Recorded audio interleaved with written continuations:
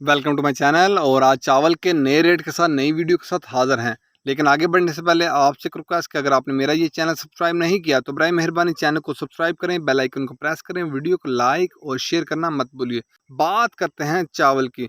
सबसे पहले बात कर लेते हैं सुपर कायनात स्टीम की। गुजरांवाला आज का रेट 10,500 से लेकर 12,000 रुपये।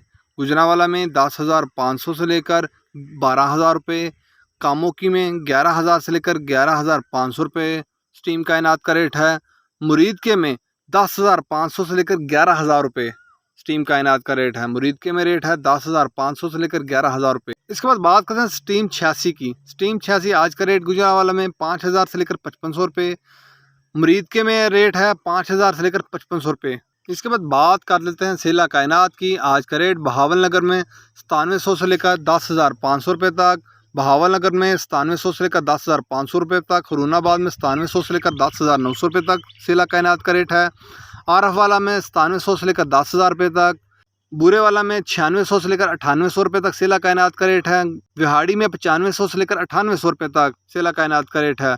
लोधरा में 9500 से लेकर 9800 रुपये तक। उकाड़ा में 9800 से लेकर 10,300 रुपये तक सेला कायनात का रेट है। उकाड़ा में 9800 से लेकर 10,300 रुपये तक। शेखुपुरा में 9800 से लेकर 10,000 रुपये तक रेट है।